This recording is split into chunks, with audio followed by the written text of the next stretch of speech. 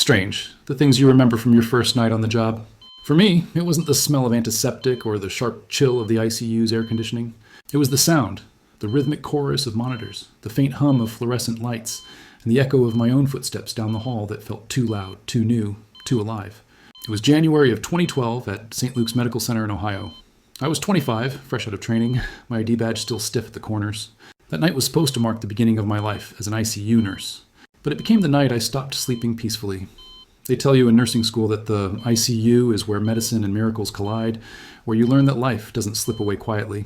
It fights, it resists, it leaves fingerprints on your soul, and yet nothing in my training could have prepared me for what waited behind the door of bed 3. My first patient was a man named Michael Harris, 42 years old. A car accident had brought him in 2 nights earlier. Multiple fractures, a concussion, mild brain swelling. Serious but manageable. He was supposed to recover. I remember his chart being almost routine. Stable vitals, normal rhythm. But from the moment I stepped into that room, I felt it. Something electric in the air. Something that didn't belong. The lights buzzed softly overhead, and a single monitor beeped in a rhythm that seemed just slightly off, too slow, too deliberate. I told myself I was being silly, just first night nerves.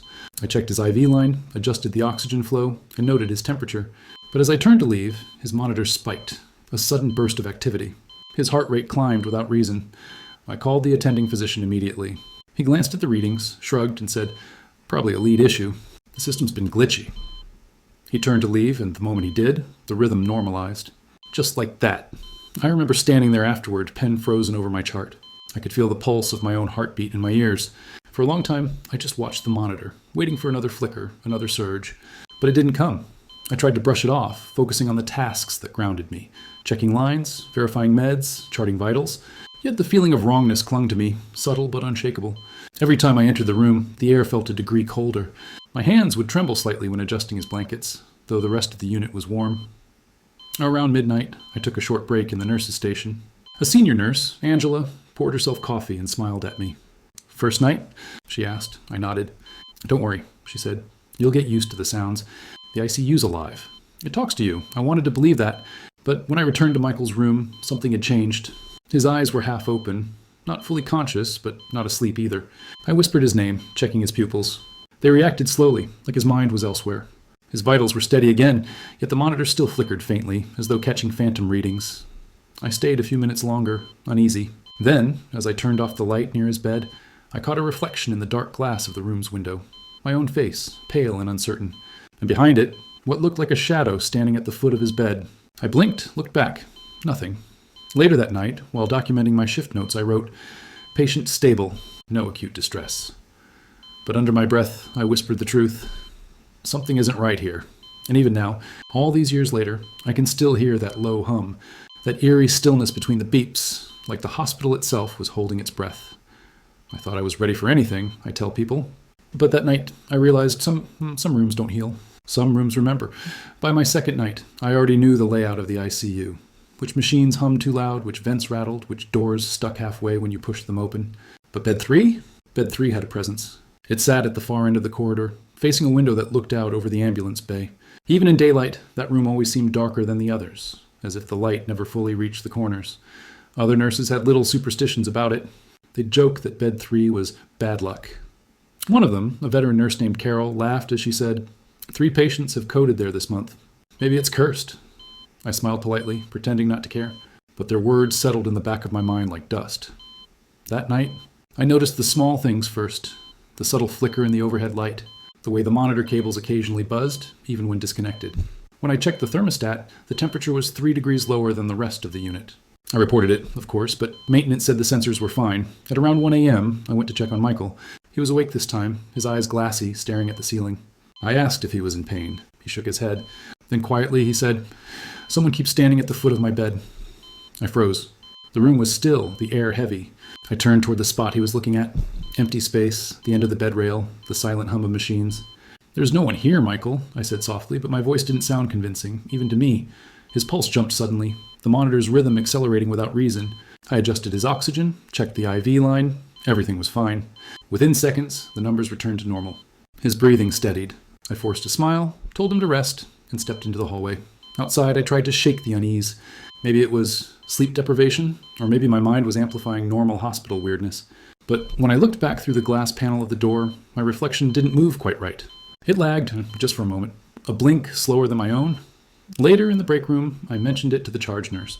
She looked up from her coffee, eyes tired but serious. "That room does that sometimes," she said. Nothing more. No explanation, no curiosity. Just quiet acceptance. When I returned, I lingered in the doorway before stepping in. Michael was asleep again, his face calm, almost peaceful. The machines hummed softly, their lights pulsing in steady rhythm. I exhaled and turned to leave. But as I reached the threshold, the room's temperature dropped again. My breath fogged slightly in the air. I didn't report that part. Some things you learn to keep to yourself. It was the first time I realized hospitals don't just hold the living. Sometimes they hold what's left behind. It was just after 2 a.m. when the code alarm shattered the silence. That sound, that sharp mechanical wail, has a way of cutting through your chest before your mind even catches up. I was already running before I realized it was bed 3 Michael's heart monitor had flatlined. Training took over. I hit the code button, grabbed the crash cart, and started compressions. His chest rose and fell under my palms, ribs straining against the rhythm. The room flooded with light and people. The respiratory therapist, 2 residents, the charge nurse. We moved in sync, muscle memory and adrenaline guiding every motion. "Epinephrine, 1 milligram, the doctor ordered. The syringe was ready before he finished the sentence. The monitor stayed flat, one long, continuous line that seemed to stretch into eternity. I counted under my breath, sweat dripping beneath my mask. 20 minutes, 30, nothing. And then, without warning, the line on the monitor flickered. Once, twice, then a heartbeat. We all froze. No one had shocked him. No one was touching the machine. But there it was, a perfect sinus rhythm. Beep, beep, beep. "Pulse check," the physician said quietly. I pressed my fingers to his wrist. Nothing. I tried the carotid. Nothing. The monitor continued beeping steadily, as though mocking us. The doctor glanced at me, his brow furrowed. "Call it," he said after a moment. "Time of death, 2:47 a.m. The words echoed in my ears as the others filed out.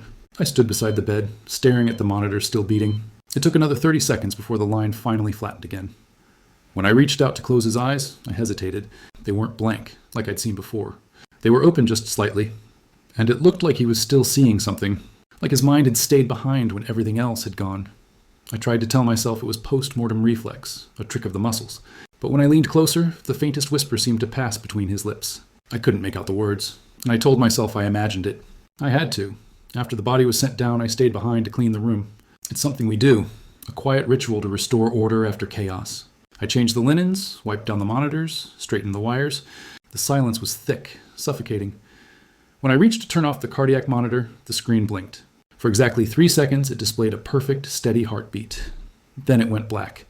I stood there, frozen, staring at the blank screen as if waiting for it to explain itself.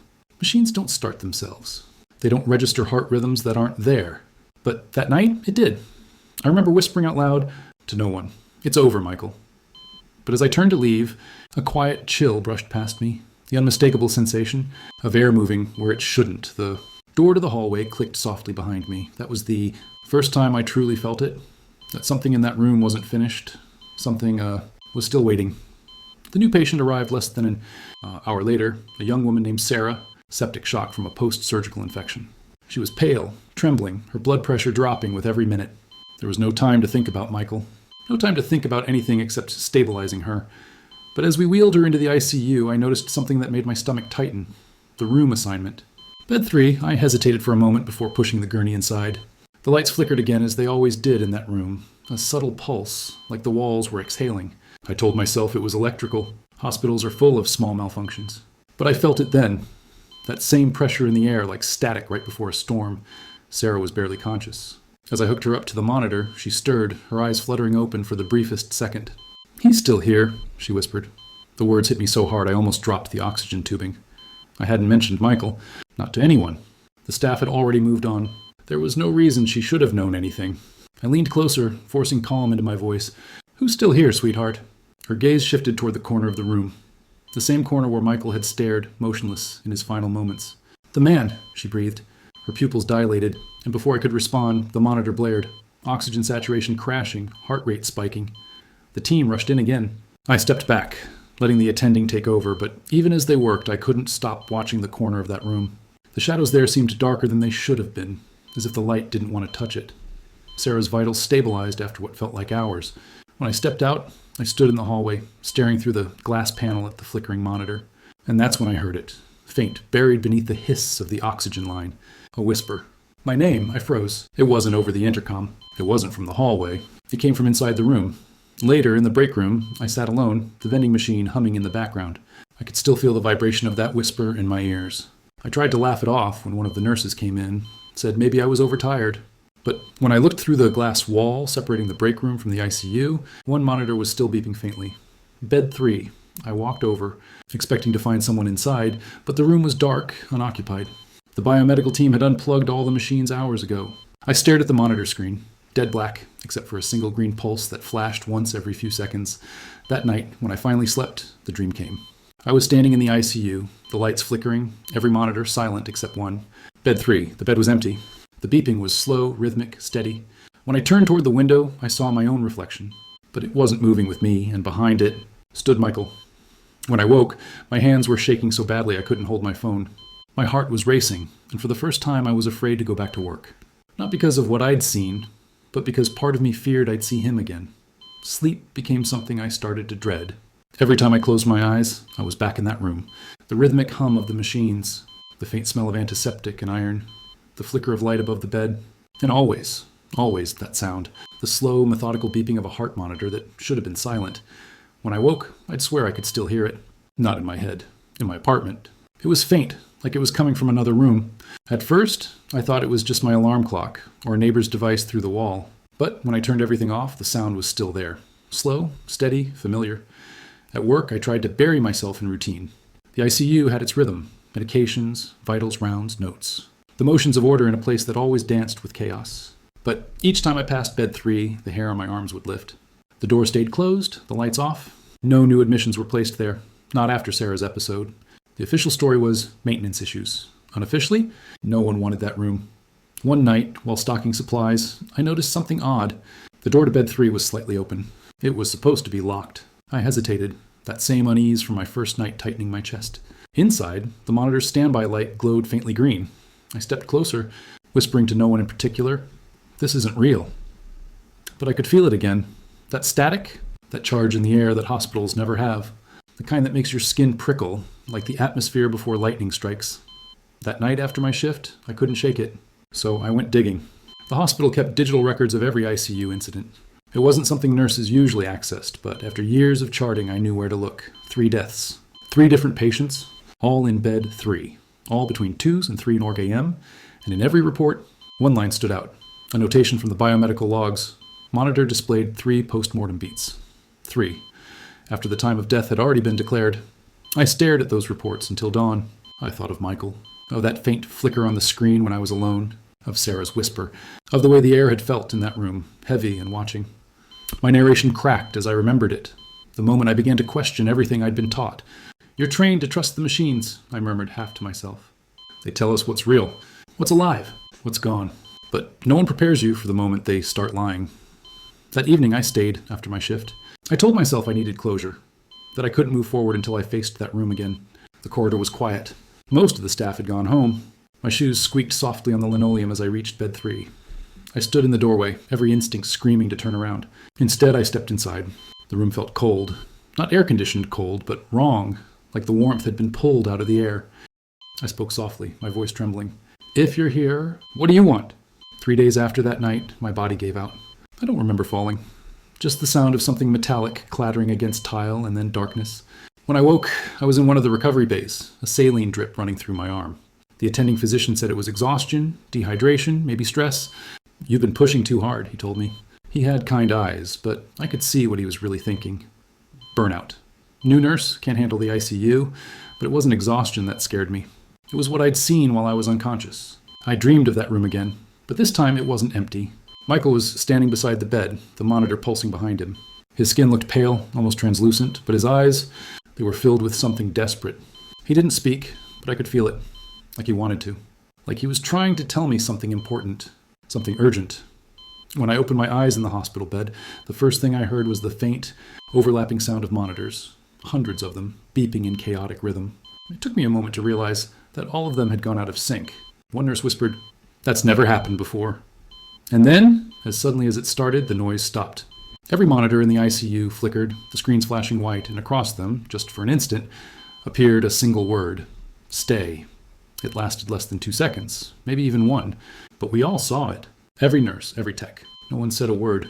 The air felt thick, heavy, charged with static. The smell of ozone hung faintly in the corridor. Later in the staff room, I sat alone, trying to steady my breathing. My mind searched for logic. A power surge, a data glitch, a faulty system update, anything. But deep down, I knew. I knew it had something to do with him, with that room, with what I'd seen. When my shift ended, I didn't go home. I walked back to the ICU instead, to bed 3. I needed to see it one more time, even if it terrified me. The hallway was quiet, the kind of silence that feels alive. The door to bed 3 was closed, but there was a faint condensation on the window, a thin mist despite the controlled air temperature. I pushed the door open. The lights were dim. The bed was perfectly made, untouched. The monitor was dark, unplugged. Nothing out of place, nothing except for the glass. I stepped closer, my reflection meeting me in the window. And then I saw it, faint but unmistakable. A name drawn in the condensation, like someone had written it with their fingertip. Emily? I froze. My heart was pounding so hard I could feel it in my throat. The letters began to fade, slowly, melting back into the fog until nothing remained. I don't remember leaving the room, just that I found myself standing outside in the hospital parking lot, gasping for air. In my narration, my voice trembles. I wanted to believe it was a glitch, that my mind had twisted exhaustion into something else. But some part knew it wasn't a warning. It was a plea. That was my last night in the ICU. I requested a transfer the next morning. I told everyone it was for my mental health. But the truth? I was afraid that if I stayed, I wouldn't be the one who left. It's been 11 years since that night. I'm not the same nurse I was back then. The sharp edges of adrenaline have softened into patience, the urgency replaced by understanding. I no longer work in the ICU. I left that part of my life behind. Now I work in hospice care, where time moves differently, where people come not to be saved, but to be seen. My name is Emily Carter, and this is the story I've never been able to let go of. Sometimes when I walk through quiet corridors at dusk, the hum of distant oxygen tanks and the faint beeping of vitals monitors echo in my memory. It's strange. Those sounds used to mean chaos, emergency.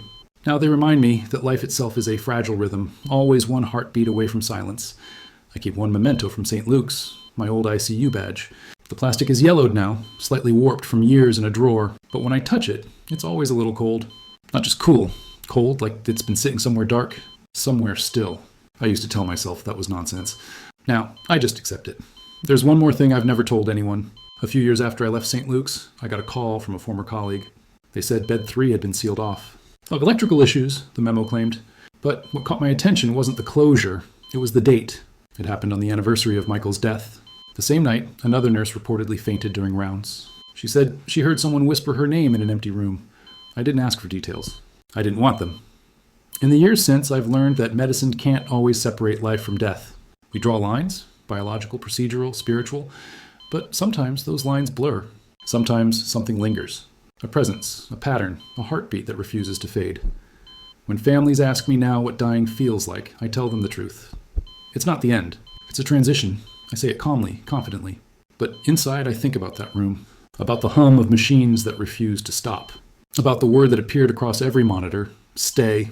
Some nights, when the hospice grows quiet, I hear it again, faint, distant, mechanical, the soft rhythm of a heart monitor, steady and patient, coming from nowhere. I don't flinch anymore. I just listen. In the final moments of the documentary, my voice softens, carrying both reverence and surrender. I used to think being a nurse meant saving lives, but maybe it also means standing at the doorway, between the living and whatever comes next. Maybe we're not just witnesses to survival. Maybe we're witnesses to something beyond it. The screen fades slowly to black. The last sound is that familiar pulse, beep, beep, beep, echoing softly, then fading into silence, somewhere in that silence. I swear I still hear him breathing.